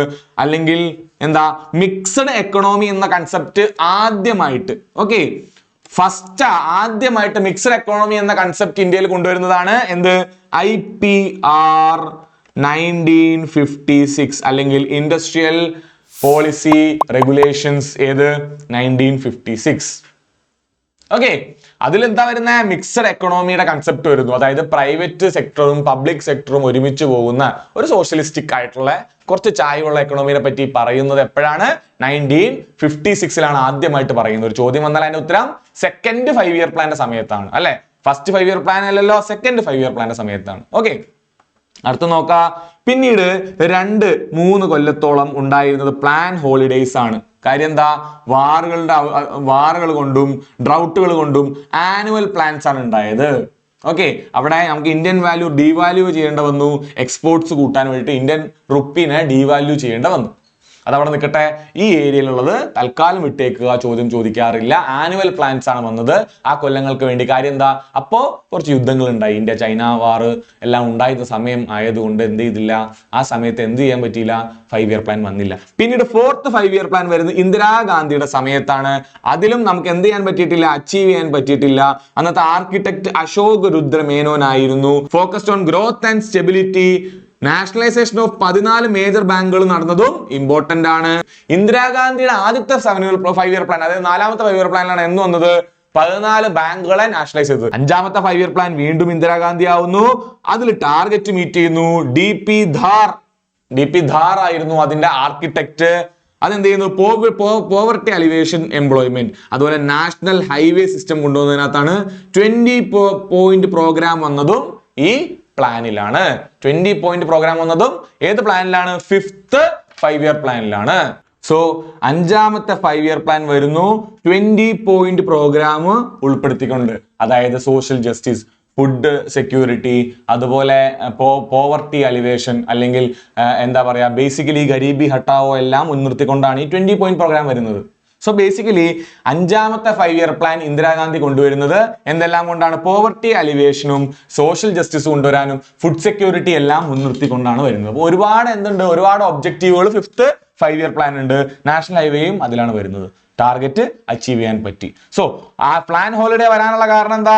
വാറുകളും ഡ്രൗട്ടുമാണ് ആ സമയത്ത്. വരൾച്ചയും അതുപോലെ വാറുമാണ് അതിന് കാരണം. ഓക്കെ, ഏതാണ്? സെക്കൻഡ് ഇന്ത്യ പാകിസ്ഥാൻ വാർ നടക്കുന്നത് 1965 1962 എന്ത് സംഭവിക്കുന്നുണ്ട്? 1962 ഇൻഡോ ചൈന വാർ സംഭവിക്കുന്നുണ്ട്. ഓക്കെ, ആ രണ്ട് വാറുകളുടെ ഒക്കെ ഭവിഷ്യത്ത് കൊണ്ടാണ് എന്ത് പറ്റുന്നത്? നമുക്ക് പ്ലാൻ ഹോളിഡേയ്സ് വരുന്നത്. ഇനി ആറാമത്തെ പിന്നെ വരുന്നത് റോളിംഗ് പ്ലാൻ ആണ്. ഇപ്പോ മൊറാർജി ദേശായിയുടെ സമയത്ത് ഇവരെന്ത് ചെയ്തു? ഏകദേശം 3 ഇയറിന് വേണ്ടിയിട്ടുള്ള റോളിംഗ് പ്ലാനുകൾ കൊണ്ടുവരാൻ നോക്കി മൊറാർജി ദേശായിയുടെ ഗവൺമെന്റ്. അത് ഗുണാർ മിർഡാൽ എന്ന് പറയുന്ന ഒരാളുടെ ഏഷ്യൻ ഡ്രീംസ് എന്ന് പറയുന്ന ബുക്കിനെ മുൻനിർത്തിക്കൊണ്ടാണ് ഈ പ്ലാൻ കൊണ്ടുവരുന്നത്. പക്ഷേ 1980s വീണ്ടും കോൺഗ്രസ് പവറിൽ വരികയും അല്ലെങ്കിൽ വീണ്ടും കോൺഗ്രസിന്റെ ഗവൺമെന്റ് വരികയും ഈ പ്ലാനിനെ മൊത്തത്തിൽ എടുത്ത് കളയുകയും ചെയ്തു. വീണ്ടും 5 ഇയർ പ്ലാൻ തന്നെ വന്നു അഞ്ചാമത്തെ. ഇവർ ഈ മൊറാർജി ദേശായിയുടെ ഗവൺമെന്റ് എന്ത് ചെയ്തു? ഈ 5 ഇയർ പ്ലാനിൽ മൊത്തത്തിൽ വിരാമം ഇട്ടുകൊണ്ട് പുതിയൊരു റോളിംഗ് പ്ലാൻ കൊണ്ടുവരാൻ വേണ്ടി നോക്കിയതാണ്. സമ്മതിച്ചില്ല. വീണ്ടും കോൺഗ്രസ് ഭരണത്തിൽ വന്നപ്പോൾ, വീണ്ടും INC ഭരണത്തിൽ, ഇന്റർനാഷണൽ കോൺഗ്രസ് ഭരണത്തിൽ വന്നപ്പോൾ ആറാമത്തെ 5 ഇയർ പ്ലാൻ കൊണ്ടുവരുന്നു. ഇന്ദിരാഗാന്ധി വിജയിച്ച് വീണ്ടും ഗവൺമെന്റ് വരുന്നു. 5 ഇയർ പ്ലാൻ വരുന്നു. അതിന്റെ ടാർഗറ്റ് അച്ചീവ് ചെയ്യാൻ പറ്റുന്നു. അവിടെ നമ്മൾ ഇൻപുട്ട് ഔട്ട്പുട്ട് മോഡലാണ് കൊണ്ടുവന്നത്. Input output model. അവിടെയും പോവർട്ടി എലിവേഷൻ, എംപ്ലോയ്മെന്റിലാണ് മുൻതൂക്കം കൊടുത്തത്. IRDP, NREP, national rural employment programme, അതുപോലെ നബാർഡ് പോലെയുള്ള കാര്യങ്ങൾ ലോഞ്ച് ചെയ്യപ്പെടുന്നത് ഈ ഒരു സമയത്താണ്. അപ്പോൾ നബാർഡും റൂറൽ ഡെവലപ്മെന്റ് പ്രോഗ്രാമും എല്ലാം വരുന്നത് എപ്പോഴാണ്? ഈ പറയുന്ന പോലെ ആറാമത്തെ 5 ഇയർ പ്ലാനിലാണ്. ഇനി ഏഴാമത്തെ 5 ഇയർ പ്ലാന്റെ സമയത്തേക്ക് ഇന്ദിരാഗാന്ധി അസാസിനേഷൻ സംഭവിച്ചിരുന്നു, മരണപ്പെട്ടിരുന്നു. പിന്നീട് രാജീവ് ഗാന്ധി വന്നു. ആ 5 ഇയർ പ്ലാന്റെയും ഏഴാമത്തെ 5 ഇയർ പ്ലാനും അച്ചീവ് ചെയ്യാൻ പറ്റി. ജോൺ മില്ലർ മോഡൽ, രാമകൃഷ്ണ ഹെഡ്ഗയുടെ നേതൃത്വത്തിലുള്ള ജോൺ മില്ലർ മോഡൽ വെച്ചിട്ടാണ് എന്ത് വരുന്നത്? 7th 5 ഇയർ പ്ലാൻ വരുന്നത്. Aimed for self reliant economy and technological upgradation. ഇവിടെ ടെക്നോളജി വന്നു. ഇവിടെ ആയപ്പോഴേക്കും ടെക്നോളജി വന്നു. ഓക്കെ, ഇവിടെ ആയപ്പോഴേക്കും ടെക്നോളജി വന്നു. സോ നമുക്ക് എങ്ങനെ അതിനെ കണക്കൂട്ടാം? ആദ്യം എന്ത് സംഭവിച്ചു നമുക്ക് നോക്കാം. ജസ്റ്റ് ഈ ഒരു സ്ക്രീൻ നിങ്ങളുടെ മനസ്സിലുണ്ടെങ്കിൽ, ഈ ഒരു പേപ്പർ നിങ്ങളുടെ മനസ്സിലുണ്ടെങ്കിൽ എല്ലാം ഓക്കെയാ. ഫസ്റ്റ് 5 ഇയർ പ്ലാനിൽ അഗ്രികൾച്ചർ വരുന്നു.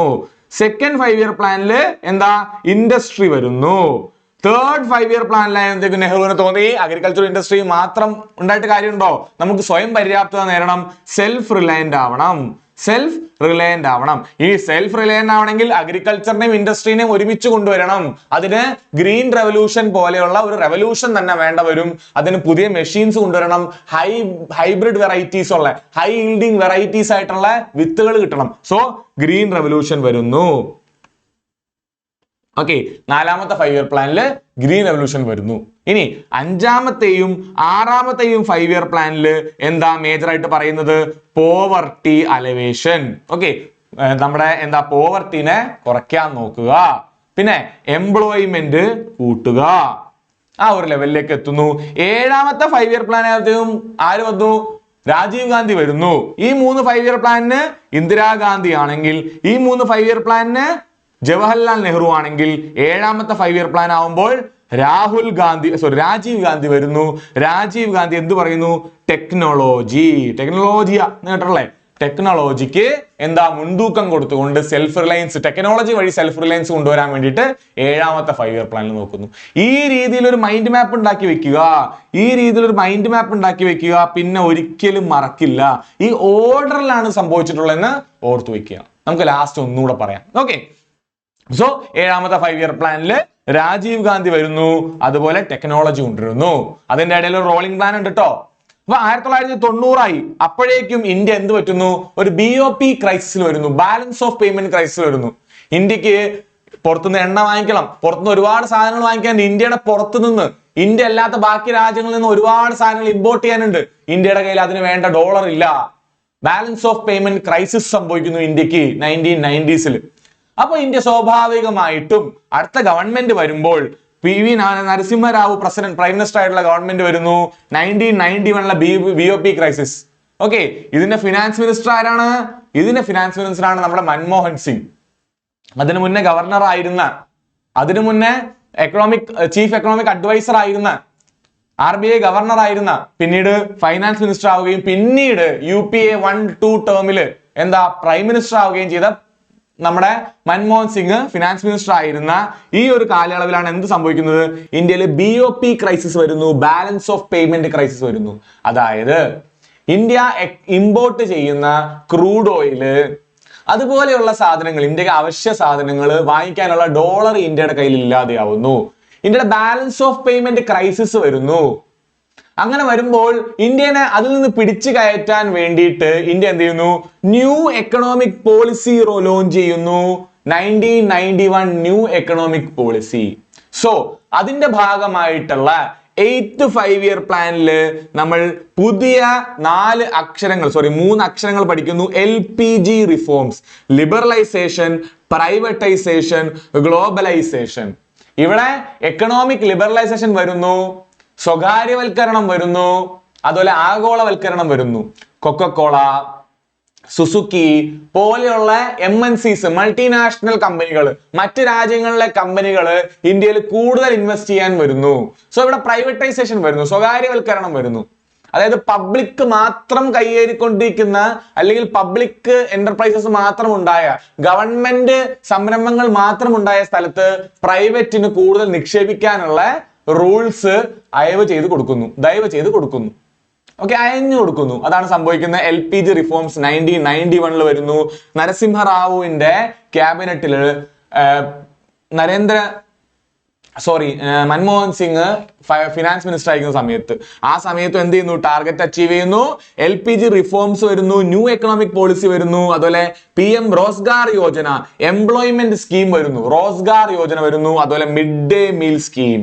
നമ്മളിപ്പോൾ ചെറിയ ക്ലാസ്സിലേക്ക് കാണുന്ന ഉച്ചക്കഞ്ഞി കിട്ടുന്ന മിഡ് ഡേ മീൽ സ്കീം തുടങ്ങുന്നതും എപ്പോഴാണ്? ഈ 5-year പ്ലാനിലാണ്, 8th 5-year പ്ലാനിലാണ്. സോ 8th 5-year പ്ലാൻ വളരെ ഇമ്പോർട്ടന്റ് ആണ്. LPG റിഫോംസ് ഉള്ളത് കൊണ്ട് ഓർത്തു വയ്ക്കുക. അതിന്റെ ടാർഗറ്റും നമ്മൾ അച്ചീവ് ചെയ്തു. ഓക്കെ, ഇനി 9th 5-year പ്ലാൻ വാജ്പേയിയുടെ സമയത്താണ്. ടാർഗറ്റ് അച്ചീവ് ചെയ്തിട്ടില്ല. അവിടെ ഗ്രോത്ത് നമ്മൾ സോഷ്യൽ ജസ്റ്റിസ് ആൻഡ് ഇക്വാലിറ്റിയിലാണ് ഫോക്കസ് ചെയ്യുന്നത്. റൂറൽ ഡെവലപ്മെന്റിലും അഗ്രികൾച്ചറിനെയും നമ്മൾ പ്രയോറിറ്റൈസ് ചെയ്യാൻ ശ്രമിച്ചിട്ടുണ്ട്. ഇനി വാജ്പേയി പകുതിയും ബാക്കി പകുതി മൻമോഹൻ സിംഗിന്റെ ഗവൺമെന്റും വരുന്ന 10th 5-year പ്ലാനിൽ ടാർഗറ്റ് അച്ചീവ് ചെയ്യുന്നില്ല. അവിടെ നമ്മൾ കുറച്ചും കൂടെ സാക്ഷരത, അതുപോലെ വേതനം, അതുപോലെ infant mortality rate, maternal mortality rate, അതുപോലെ നല്ല കുടിവെള്ളം, പൊല്യൂട്ടഡ് റിവേഴ്സിനെ നന്നാക്കുക, ഇതെല്ലാം ചിന്തിച്ചു തുടങ്ങി. അതായത് സാക്ഷരത, ശിശുമരണ നിരക്ക് കുറയ്ക്കുക, മെറ്റേണൽ മോർട്ടാലിറ്റി റേറ്റ് കുറയ്ക്കുക, ഇതിനെല്ലാം വേണ്ടിയിട്ട് നമ്മൾ കൂടുതൽ ശ്രദ്ധ കൊടുത്തുകൊണ്ടുള്ള പ്ലാനാണ് 10ാമത്തെ പ്ലാൻ. അടൽ ബിഹാരി വാജ്പേയി കഴിഞ്ഞ് മൻമോഹൻ സിംഗ് UPA ഗവൺമെന്റ് വരുന്ന സമയമാണ്. ഓക്കെ, അത് കഴിഞ്ഞാൽ വരുന്നു നേരെ 11th പ്ലാൻ, 12th പ്ലാൻ. രണ്ടിലും മൻമോഹൻ സിംഗിന്റെ ഗവൺമെന്റ് ആണുള്ളത്. 11th പ്ലാൻ അച്ചീവ് ചെയ്തെങ്കിലും 12th പ്ലാൻ ഇടയിൽ വെച്ച് ഉപേക്ഷിക്കേണ്ട വന്നു. 2015 2015 എന്ത് വരുന്നു? നീതി ആയോഗ് വരുന്നത് കൂടി അവസാനിപ്പിക്കേണ്ട വന്നു. ഓക്കെ, 11th പ്ലാനിൽ എന്താ സംഭവിക്കുന്നത്? C രംഗരാജനാണ് അതിന്റെ ആർക്കിടെക്ട്. അവിടെ ഒരു rapid and more inclusive growth, എല്ലാവരെയും ഉൾപ്പെടുത്തിയിട്ട്, ജാതി മത ഭേദമന്യേ, അല്ലെങ്കിൽ പണമുള്ളവനും പണമില്ലാത്തവനും, ഗ്രാമത്തിലുള്ള ആൾക്കാർക്കും നഗരത്തിലുള്ള ആൾക്കാർക്കും എല്ലാവരെയും ഉൾപ്പെടുത്തിയിട്ടുള്ള ഒരു ഇൻക്ലൂസീവ് ആയിട്ടുള്ള ഒരു ഗ്രോത്തിന് വേണ്ടിയിട്ടാണ് നമ്മൾ അവിടെ പറയുന്നത്. 11th 5-year പ്ലാനിൽ ഹെൽത്ത്, എഡ്യൂക്കേഷൻ, ഇൻഫ്രാസ്ട്രക്ചർ എല്ലാം അവിടെ വരുന്നു. ഓക്കെ, ഹെൽത്തിനും എഡ്യൂക്കേഷനൊക്കെ മുൻഗണന കൊടുക്കുന്നു. അവിടെ വരുന്ന ഒരു marketing support plus surplus scheme for handicraft, അതിനുവേണ്ടി വരുന്നത് ഈ സ്കീമിലാണ്, അല്ലെങ്കിൽ ഈ 5-year പ്ലാനിലാണ്. പക്ഷേ 12th 5-year പ്ലാൻ ആകുമ്പോഴത്തേക്കും ഇൻക്ലൂസീവ് ഗ്രോത്തിന് പകരം വരുന്നു സസ്റ്റൈനബിൾ ഡെവലപ്മെന്റ് വരുന്നു, അല്ലെങ്കിൽ സസ്റ്റൈനബിൾ ഗ്രോത്ത്, സുസ്ഥിര വികസനം. ഓക്കെ, അതിൽ സുസ്ഥിരമായിട്ടുള്ള ഒരു വളർച്ച എങ്ങനെ വേണ്ട? നമ്മുടെ ജനറേഷന് മാത്രമല്ല, ഫ്യൂച്ചർ ജനറേഷനും ഗുണമുണ്ടാവുന്ന രീതിയിൽ, അവരെ ബുദ്ധിമുട്ടിക്കാത്ത രീതിയിൽ ഒരു സുസ്ഥിരമായിട്ടുള്ള വളർച്ച, എല്ലാവർക്കും വേണ്ടിയിട്ടുള്ള വളർച്ച, അല്ലെങ്കിൽ സസ്റ്റൈനബിൾ ആയിട്ട് മുന്നോട്ട് പോകാൻ വേണ്ടിയിട്ടുള്ള ഒരു ഗ്രോത്ത് പ്ലാൻ നമുക്ക് വേണമെന്നാണ് 12th 5 ഇയർ പ്ലാനിൽ പറയുന്നത്. ഓക്കെ, ഇതാണ് 12 5 ഇയർ പ്ലാനുകൾ. നമുക്ക് നോക്കാം. ഒന്നാമത്തെ 5 ഇയർ പ്ലാൻ നമ്മൾ എന്തിനെ പറ്റി പറഞ്ഞു? നമ്മൾ അഗ്രികൾച്ചറിനെ പറ്റി പറഞ്ഞു. ആരാണ്? ജവഹർലാൽ നെഹ്റു. രണ്ടാമത്തെ 5 ഇയർ പ്ലാൻ നമ്മൾ എന്തിനെ പറ്റി പറയുന്നു?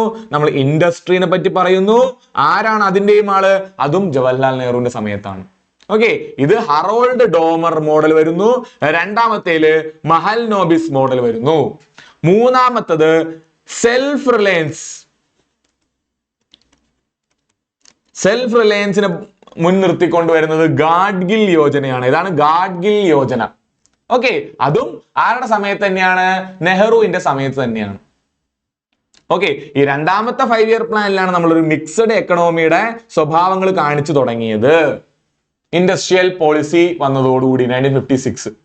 അത് കഴിഞ്ഞിട്ട് വരുന്നു നാലാമത്തെ 5 ഇയർ പ്ലാൻ. ഇന്ദിരാഗാന്ധി മുന്നോട്ട് വയ്ക്കുന്നു. ഏത്? Green revolution. അതായത് അഗ്രികൾച്ചറും ഇൻഡസ്ട്രിയും വെച്ചിട്ട് മാത്രം സെൽഫ് റെവലൻസിൽ എത്താൻ പറ്റുമോ? ഇല്ല. എന്ത് ചെയ്യണം? ഗ്രീൻ റെവല്യൂഷൻ വഴി, ഒരു വിപ്ലവം വഴി തന്നെ എന്ത് ചെയ്യണം? നമ്മളെ കൃഷി മുന്നോട്ട് കൊണ്ടുപോകണം. അതിന് ഇൻഡസ്ട്രിയുടെ സഹായം വേണം, അല്ലെങ്കിൽ മെക്കനൈസേഷൻ വേണം. അതിന്റെ കൂടെ തന്നെ ഹൈ ഈൽഡിംഗ് വെറൈറ്റി ക്രോപ്പുകൾ വേണം. സോ MS സ്വാമിനാഥൻ എന്ന് വിളിക്കുന്ന ഫാദർ ഓഫ് ഗ്രീൻ റെവല്യൂഷന്റെ നേതൃത്വത്തിൽ എന്ത് ചെയ്യുന്നു? ഇന്ദിരാഗാന്ധിയുടെ കീഴിലുള്ള പ്ലാനിംഗ് കമ്മീഷൻ, 4th പ്ലാനിംഗ് കമ്മീഷനിൽ ഗ്രീൻ റെവല്യൂഷൻ വരുന്നു. അതുപോലെ ഗരീബി ഹട്ടാവോ എന്ന് വിളിക്കുന്ന ആ മുദ്രാവാക്യവും വരുന്നത് എവിടെയാ? 4th 5 year പ്ലാനിലാണ്. പിന്നെ 5th 5 ഇയർ പ്ലാനിലും 6th 5 ഇയർ പ്ലാനിലാവുമ്പോഴത്തേക്ക് നമ്മൾ എന്താ ചെയ്യുന്നത്? പോവർട്ടിക്ക് വേണ്ടിയിട്ട്, അല്ലെങ്കിൽ ഗരീബി ഹട്ടാവോന്റെ ബാക്കിയുള്ള പോവർട്ടിക്ക് വേണ്ടി, എംപ്ലോയ്മെന്റിന് വേണ്ടിയിട്ടെല്ലാമാണ് അവിടെ സംസാരിക്കുന്നത്. പിന്നെ 7th 5 ഇയർ പ്ലാൻ ആവുമ്പോഴത്തേക്കും ആര് വരുന്നു? രാജീവ് ഗാന്ധി വരുന്നു. ടെക്നോളജിക്കൽ ഡെവലപ്മെന്റ് അല്ലെങ്കിൽ IT സെക്ടറിനെല്ലാം ഡെവലപ്പ് ചെയ്യാൻ നോക്കുന്നു. ആര്? രാജീവ് ഗാന്ധി. പിന്നീട് 8ാമത്തെ 5 ഇയർ പ്ലാൻ ആയപ്പോഴേക്കും നരസിംഹറാവു, അതുപോലെ മൻമോഹൻ സിംഗ് വരുന്നു. 1991 ഏത്? ന്യൂ എക്കണോമിക് പോളിസി വരുന്നു. അവിടെ LPG reforms. Okay, BOP crisis വരുന്നു, LPG റിഫോംസ് വരുന്നു. പിന്നെ 9ാമത്തെ 5 ഇയർ പ്ലാൻ ആയപ്പോഴേക്കും നമുക്ക് പിന്നീട് എന്താ ചെയ്യേണ്ടത്? 9ാമത്തെ 5 ഇയർ പ്ലാൻ ആയപ്പോഴേക്കും നമ്മൾ social justice, equality, okay, growth ഉണ്ടാവുമ്പോൾ അവിടെ സോഷ്യൽ ജസ്റ്റിസ് ഉറപ്പുവരുത്തുക, സാമൂഹ്യ നീതി ഉറപ്പുവരുത്തുക, ഇക്വാളിറ്റി ഉറപ്പുവരുത്തുക, ഇതിനെപ്പറ്റി എല്ലാം സംസാരിച്ചു അടൽ ബിഹാരി വാജ്പേയിയുടെ കീഴിൽ. പിന്നെ 10ാമത്തെ 5 ഇയർ പ്ലാനിൽ നമ്മൾ ലിറ്ററസി കൊണ്ടുവരണം എന്ന് പറയുന്നു. ലിറ്ററസി കൊണ്ടുവരണം, വേജ് ഉയർത്തണം, അതുപോലെ infant mortality rate, maternity mortality rate, ഇതെല്ലാത്തിനെയും പറ്റി കൺസേൺഡ് ആവുന്നത് എപ്പോഴാണ്? ഏതിലാണ്? 10th 5 year പ്ലാനിലാണ്. ഇനി 11th 5 ഇയർ പ്ലാനിൽ നമ്മൾ ഇൻക്ലൂസീവ് ഗ്രോത്തിനെ പറ്റി സംസാരിക്കുമ്പോൾ, റാപ്പിഡ് ഇൻക്ലൂസീവ് ഗ്രോത്തിനെ പറ്റി സംസാരിക്കുമ്പോൾ 12th 5 ഇയർ പ്ലാൻ പൂർണ്ണമാക്കാതെ തന്നെ നമ്മൾ എന്തിനെ പറ്റി സംസാരിക്കുന്നു? സസ്റ്റൈനബിൾ ഡെവലപ്മെന്റ് പറ്റി സംസാരിക്കുന്നു, സസ്റ്റൈനബിൾ ഗ്രോത്ത്. ഓക്കെ, സോ ഈ ഒരു മൈൻഡ് മാപ്പ് സെറ്റ് ചെയ്ത് വെച്ച് കഴിഞ്ഞാൽ നിങ്ങൾക്ക് ഏത് ചോദ്യത്തിന്റെ ആൻസറും എഴുതാൻ പറ്റും. ഓക്കെ, ഈ ഒരു മൈൻഡ് മാപ്പ് സെറ്റ് ചെയ്യുക. ഇനി ഇതിൽ ഏതൊക്കെ പ്ലാനുകളാണ് നമ്മൾ അച്ചീവ് ചെയ്തത്, ടാർഗറ്റ് അച്ചീവ് ചെയ്തത്, അതൊന്ന് നോക്കി വെക്കാം. ഓക്കെ, ഏതൊക്കെ പ്ലാനുകളാണ് ടാർഗറ്റ് അച്ചീവ് ചെയ്തത്? 1ാമത്തത്, 5ാമത്തത്, 6ാമത്തത്, 7ാമത്തത്, 8ാമത്തത്, 11ാമത്തത്. അതായത് 1, 5 കഴിഞ്ഞാൽ 1ാമത്തത്, 5ാമത്തത് കഴിഞ്ഞാൽ 11ാമത്തതാണ്. പിന്നെ 6, 7, 8. സോ ഇത്രയും പ്ലാനുകളിലാണ് നമുക്ക് എന്ത് വന്നത്? നമ്മൾ ടാർഗറ്റ് അച്ചീവ് ചെയ്തിട്ടുള്ളത്. ബാക്കി ഒന്നിലും അച്ചീവ് ചെയ്തിട്ടില്ല. സോ ഇത് പഠിച്ചു വെക്കുക. ടാർഗറ്റ് അച്ചീവ് ചെയ്തത് 1, 5, 11. അതിൻ്റെ 6, 7, 8. 6, 7, 8 ഓർത്തു വയ്ക്കുക. ഓക്കെ, 1, 5, 6, 7, 8, 11. ഇതിലാണ് നമ്മൾ ടാർഗറ്റ് അച്ചീവ് ചെയ്ത 5 ഇയർ പ്ലാൻസ്. ഇനി 5 ഇയർ പ്ലാനിൽ മോഡൽസ് ഉള്ളത് ഇതിനകത്തൊക്കെയാ?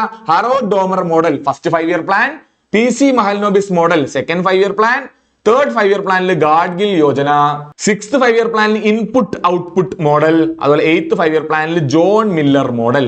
So input output 6, input output 6, John Miller 8. John Miller 8. ഒന്നാമത്തെ ഹറോൾഡ് ഡോമർ മോഡൽ, രണ്ടാമത്തെ PC മഹൽനോബിസ് മോഡൽ, മൂന്നാമത്തെ ഗാഡ്ഗിൽ യോജന. ഇത്രയും ഓർത്തു വയ്ക്കുക. ആർക്കിടെക്ചറിനെ പഠിച്ചു വയ്ക്കുക. സോ ഇത് കഴിഞ്ഞ് നമുക്ക് എന്ത് ചെയ്യാം? നേരെ ക്വസ്റ്റ്യൻസ് ആൻസറിംഗിലേക്ക് പോവാം. അതിന് നമ്മൾ ചെയ്തു വെച്ചിട്ടുള്ള ആൻസേഴ്സ് ഇല്ലേ, അതും കൂടെ ഒന്ന് എടുക്കാം. ഒന്നാമത്തെ ചോദ്യമായിപ്പോ നമ്മൾ ചെയ്തു വെച്ച ആൻസേഴ്സ് ഒന്ന് ഇവിടെ കാണിക്കാം. ഓക്കെ, സോ ഒന്നാമത്തെ ക്വസ്റ്റ്യൻ എന്തായിരുന്നു? ഒന്നാമത്തെ ക്വസ്റ്റ്യൻ സിമ്പിൾ ആയിരുന്നു. First chairman of planning commission. Okay, ആരാണ് first chairman? First prime minister ആയിട്ടുള്ള ജവഹർലാൽ നെഹ്റു ആണ്. പട്ടേൽ എന്ത് ചെയ്തിട്ടുണ്ട്? 1950 പുള്ളി മരിക്കുന്നുണ്ട്. ഓക്കെ, ഡിസംബറിലാണ് മരിക്കുന്നത്. എന്നാലും ഫസ്റ്റ് PM ആയിരിക്കും എപ്പോഴും ചെയർമാൻ എന്നുള്ള ഒരു ബേസിക് ഐഡിയ ഉണ്ടെങ്കിൽ ക്വസ്റ്റ്യൻ ആൻസർ ചെയ്യാം. നമ്മൾ അതിന് ആൻസർ ചെയ്തു, നമ്മുടെ ഒരെണ്ണം ശരിയായി. ഓക്കെ, ഇനി നാഷണൽ പ്ലാനിംഗ് കമ്മിറ്റി രൂപീകരിച്ചത് ആരാ? സുഭാഷ് ചന്ദ്ര ബോസ് ആൻഡ് നെഹ്റു ആണ്. അതിന്റെ ബാക്കി പത്രമായിട്ടാണ് 1948 വീണ്ടും അവര് എന്ത് ചെയ്യുന്നത്? ഇത് കൊണ്ടുവന്നിട്ട് 1950 പ്ലാനിംഗ് കമ്മീഷൻ കൊണ്ടുവരുന്നത്. ഓക്കെ, അതാണ് പ്ലാനിംഗ് കമ്മീഷന്റെ ഹിസ്റ്ററി. ബാക്കി Gandhian plan, Sarvodaya plan, people's plan, അതുപോലെ M വിശ്വേശ്വരയ്യയുടെ 10-year പ്ലാൻ, ഇതെല്ലാം നിങ്ങളൊന്ന് ഓർത്തു വയ്ക്കുക. ആരൊക്കെയാണ്? MN റോയ് ഏത് പ്ലാനുമായിട്ട് ബന്ധപ്പെട്ട ആളാണ്? ഓക്കെ, അതുപോലെ JP നാരായണൻ ഏത് പ്ലാനുമായിട്ട് ബന്ധപ്പെട്ട ആളാണ്? ഓക്കെ, അതൊന്ന് ഓർത്തു വെക്കുക. അതും ചോദിക്കാനുള്ള സാധ്യതയുണ്ട്. മുന്നോട്ട് പോയാൽ നമ്മൾ D സെലക്ട് ചെയ്തു, നമ്മുടെ ആൻസർ ശരിയാണ്. മുന്നോട്ട് പോയാൽ who among the following is considered as architect of Indian planning. Okay, നമ്മൾ കണ്ടതാണ്, NCERT-യിലുള്ളതാണ്. അതുപോലെ മേജർ ആയിട്ടുള്ള ഒരു മോഡൽ ഉണ്ടാക്കിയ ആളാണ്. ഇന്ത്യൻ സ്റ്റാറ്റിസ്റ്റിക്കൽ ഇൻസ്റ്റിറ്റ്യൂഷന്റെ ഫൗണ്ടറുമാണ് പുള്ളിയാണ് എസ്റ്റാബ്ലിഷ് ചെയ്തത്. സോ അത്ര ഇമ്പോർട്ടന്റ് ആയിട്ടുള്ള ഒരു വ്യക്തിത്വം ആയതുകൊണ്ട് തന്നെ ഇത് പഠിക്കേണ്ടതായിരുന്നു. പക്ഷേ ഇതിന് ആൻസർ മഹാലനോബിസ് ആണ്. നമ്മൾ ചെയ്തില്ല, നമ്മൾ വിട്ടു, നമ്മൾ ഇതിന് ആൻസർ ചെയ്തില്ല. പക്ഷേ ഈ M വിശ്വേശ്വരയ്യയും പ്ലാനിങ്ങിൽ ഏറ്റവും കൂടുതൽ കോൺട്രിബ്യൂട്ട് ചെയ്ത ഒരാളാണ്. പുള്ളി ഒരു 10-year പ്ലാൻ മുന്നോട്ട് വച്ചിരുന്നു. അതുകൊണ്ട് തന്നെ നമ്മൾ ഫാദർ ഓഫ് ഇന്ത്യൻ പ്ലാനിംഗ് എന്നും കൂടെയാണ് ആരെ വിളിക്കുന്നത്? M വിശ്വേശ്വരയ്യയെ വിളിക്കുന്നത്. അതും കൂടെ ഓർത്തു വയ്ക്കുക. ഓക്കെ, നമ്മൾ ആ ക്വസ്റ്റ്യൻ വിട്ടു, പഠിച്ചില്ല. മുന്നോട്ട് പോയാൽ which model was first 5-year plan based on? So models പഠിച്ചു വെക്കുക. ഹറോൾഡ് ഡോമർ ഫസ്റ്റ് 5-year പ്ലാന്റെ മോഡൽ ആണെങ്കിൽ, മഹാലനോബിസ് രണ്ടാമത്തെ 5-year പ്ലാന്റെ മോഡൽ ആണെങ്കിൽ, ഗാഡ്ഗിൽ യോജന മൂന്നാമത്തെ 5-year പ്ലാന്റെ മോഡൽ ആണെങ്കിൽ, എട്ടാമത്തേതാണ് ഏത്? എട്ടാമത്തേതാണ് ജോൺ മില്ലർ. പിന്നെ ഒരെണ്ണം കൂടി ഒന്ന് ഓർത്തു വയ്ക്കാലോ. ഏതാ? Input output model. ഏത് പ്ലാനിലാണ്? ആറാമത്തെ 5-year പ്ലാനില് ഇൻപുട്ട് ഔട്ട്പുട്ട് മോഡൽ വെച്ചിട്ടാണ് പോകുന്നത്. ഓക്കെ അല്ലേ? സോ ഇത്രയും മോഡൽസ് ആണുള്ളത്. പഠിച്ചില്ല, എഴുതില്ല. മൂന്നാമത്തെ ക്വസ്റ്റ്യൻ നമ്മൾ വിട്ടു. മുന്നോട്ട് പോയാൽ focus of first 5-year plan. ഇവിടെ നമ്മൾ ആൻസർ എഴുതി, B ആണ് ആൻസർ എഴുതിയത്. നമ്മുടെ തോട്ട് പ്രോസസ് കറക്റ്റ് ആണ്. ആദ്യം അഗ്രികൾച്ചറിനെ രക്ഷപ്പെടുത്തുക, പിന്നെ ഇൻഡസ്ട്രീസിനെ രക്ഷപ്പെടുത്തുക, എന്നിട്ടല്ലേ ഇൻഫർമേഷൻ ടെക്നോളജി. അത് ഏകദേശം ഏഴാമത്തെ 5-year പ്ലാൻ എത്തി. അഗ്രികൾച്ചർ ഒന്നാമത്തെ 5-year പ്ലാൻ, ഇൻഡസ്ട്രി രണ്ടാമത്തെ 5-year പ്ലാൻ, സ്പേസ് പിന്നെ ഏകദേശം രണ്ടാമത്തെ 5-year പ്ലാൻ മുതലേ സ്പേസിന്റെ കാര്യങ്ങളെല്ലാം പറഞ്ഞു തുടങ്ങി. പക്ഷെ ഒന്നിന്റെയും സ്പെസിഫിക് ആയിട്ട് സ്പേസ് പറയുന്നില്ലെങ്കിലും. സോ ഇങ്ങനെ ആ ഒരു പ്ലാൻ നമുക്കൊരു ഏകദേശം ഐഡിയ ഉണ്ടെങ്കിൽ നമുക്ക് പിടികിട്ടും. അങ്ങനെ നമുക്ക് അഗ്രികൾച്ചറോട് പിടിക്കാം. അതും നമ്മുടെ ശരിയായി. നാലാമത്തെ ചോദ്യം. അഞ്ചാമത്തെ ചോദ്യം എന്താണ്? എക്കണോമിക് ലിബറലൈസേഷൻ വരുന്നത് എപ്പോ? അതാ മൻമോഹൻ സിംഗിന്റെ ഇപ്പൊ പുള്ളിക്കാരൻ തൊട്ടടുത്ത് മരിച്ചത് കൊണ്ട്, പുള്ളിയുടെ കോൺട്രിബ്യൂഷൻസ് അറിയാവുന്നത് കൊണ്ട്, 1991 അറിയാവുന്നത് കൊണ്ടാണ് ശരിയാക്കിയത്. അതും എല്ലാവർക്കും അറിയണമെന്നില്ല. സോ അത് ഡിഫിക്കൽട്ടി ലെവൽ ഓഫ് ക്വസ്റ്റ്യൻ ആണ്. എന്നാലും 5-year പ്ലാൻ പഠിച്ചവൻ എന്തായാലും BOP ക്രെഡിറ്റ് പഠിച്ചിട്ടുണ്ടാവും. അവർക്കും ആൻസർ ചെയ്യാം. സോ എക്കണോമിക് ലിബറലൈസേഷൻ അല്ലെങ്കിൽ LPG റിഫോംസ് അല്ലെങ്കിൽ ന്യൂ എക്കണോമിക് പോളിസി 1991 നരസിംഹറാവുവിന്റെ ചെയർമാൻഷിപ്പിലുള്ള ഏതാണ്? എട്ടാമത്തെ 5-year പ്ലാന്റെ സമയത്താണ് ഇത് സംഭവിക്കുന്നത്. ഇനി നമ്മൾ ശരിയാക്കിയതാണ്. അടുത്തത് അഗ്രികൾച്ചർ പോളിസിയുടെ ഭാഗമായിട്ട് ഗ്രീൻ റെവല്യൂഷൻ വരുന്നത് എപ്പോഴാണ്? ആദ്യം അഗ്രികൾച്ചറിനെ രക്ഷപ്പെടുത്താൻ നോക്കി, രണ്ടാമത് ഇൻഡസ്ട്രിയെ രക്ഷപ്പെടുത്താൻ നോക്കുന്നു, മൂന്നാമത് സെൽഫ് റിലയൻസ് പറയുന്നു, നാലാമത് ഇന്ദിരാഗാന്ധിയുടെ സമയത്താണ് നമ്മൾ നാലാമത്തെ 5-year പ്ലാനില് ഗ്രീൻ റെവല്യൂഷൻ പറയുന്നത്. കരീബി ഹട്ടാവോയും ഗ്രീൻ റെവല്യൂഷനിൽ പറയുന്നത് നാലാമത്തെ 5-year പ്ലാനിലാണ്. ഓക്കെ അല്ലേ? ഓക്കെ. സോ ഗ്രീൻ റെവല്യൂഷൻ ഒക്കെ പഠിച്ചു വെക്കുക, വളരെ ഇമ്പോർട്ടന്റ് ആണ്. പഠിച്ചു വെക്കുക. ആരാണ്? MS സ്വാമിനാഥന്റെ ആയിരുന്നു അതിന്റെ ഫാദർ ഓഫ്, അല്ലെങ്കിൽ അതിന്റെ ഒരു എന്താ പറയാ ആതിഥേയത്വം വഹിച്ചത് ആരാണ്? ഈ പറയുന്ന പോലെ MS സ്വാമിനാഥനാണ്. ഓക്കെ.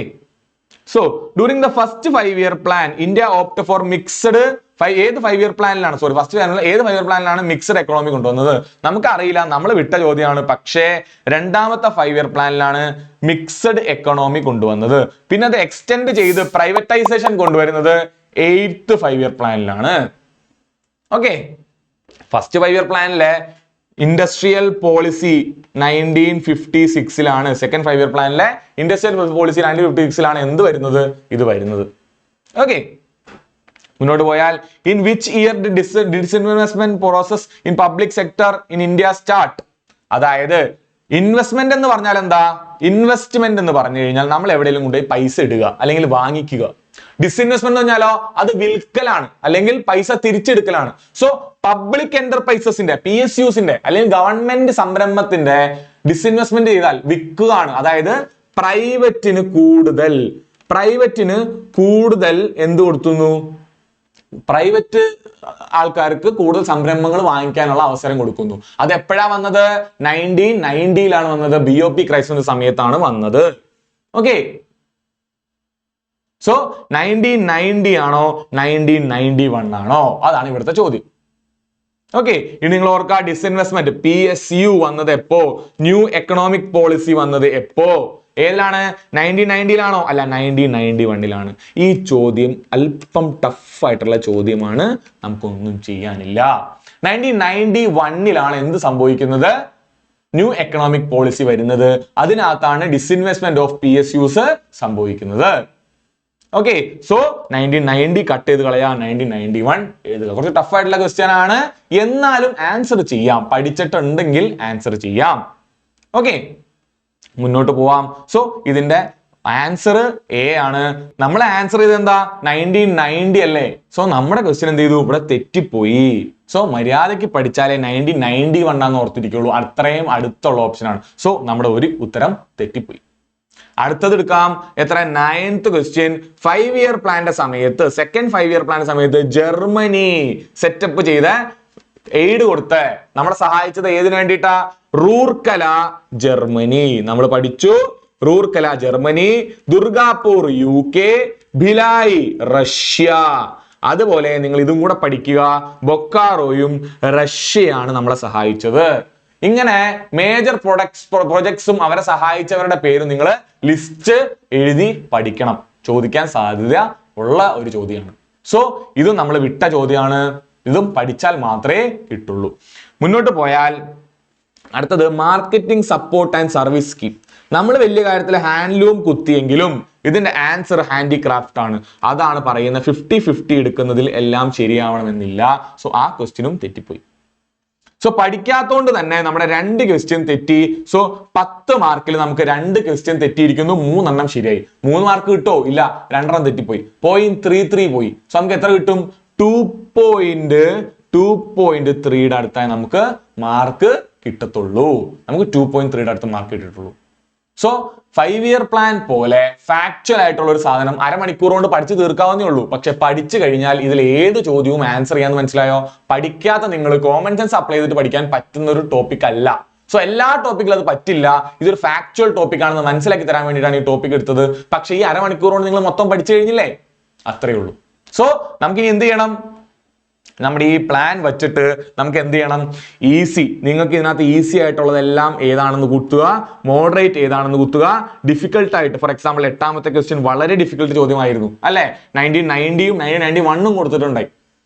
സോ ആ ആൻസറിൽ നിങ്ങൾക്ക് തെറ്റുവന്നതും നിങ്ങൾ എന്ത് ചെയ്യണം? ഇവിടെ കുത്തുക. സോ നിങ്ങൾക്ക് ഈസി ആയിരുന്ന ചോദ്യത്തിൽ എത്രണ്ണം തെറ്റിച്ചു, മോഡറേറ്റിൽ എത്രണ്ണം തെറ്റിച്ചു, അതുപോലെ നിങ്ങൾക്ക് ഏറ്റവും ടഫ് ആയിരുന്നതിൽ ഉള്ളതിൽ എത്രണ്ണം തെറ്റിച്ചു നോക്കുക. അത് ഈസി തെറ്റിച്ചതിനെല്ലാം നിങ്ങൾ നിങ്ങളുടെ കെയർലെസ്നെസ് കൊണ്ട് തെറ്റിച്ചതാണ്. നിങ്ങൾ പഠിച്ച കാര്യമാണ് ഇപ്പോൾ റിവൈസ് ചെയ്യുക. സോ ഈസി ഒരിക്കലും തെറ്റിക്കരുത്. മോഡറേറ്റിൽ മാക്സിമം ശരിയാക്കാൻ നോക്കുക. നിങ്ങളുടെ പഠനത്തിനെ ഉയർത്തുക. ടഫ് ശരിയാക്കി കഴിഞ്ഞാൽ രക്ഷപ്പെട്ടു, നിങ്ങൾ കട്ട് ഓഫ് ക്ലിയർ ചെയ്യും. സോ ഈ ഒരു പേപ്പറിൽ നിങ്ങൾക്ക് 9 മാർക്ക് എന്തായാലും വാങ്ങിക്കാം. ആ ഒരു 1990യുടെ ക്വസ്റ്റ്യൻ ഉപയോഗിച്ച് പഠിച്ചു കഴിഞ്ഞാൽ 9 മാർക്ക് എന്തായാലും വാങ്ങിക്കാൻ പറ്റുന്ന ഒരു പേപ്പർ ആയിരുന്നു ഈ ക്വസ്റ്റ്യൻ പേപ്പർ. ഓക്കെ, സോ ഇതുപോലെ പഠിക്കുക, ചോദ്യങ്ങളെ മനസ്സിലാക്കി സമയബന്ധിതമായിട്ട് തന്നെ പഠിക്കുക. എല്ലാവർക്കും എൻ്റെ best of luck. Thank you.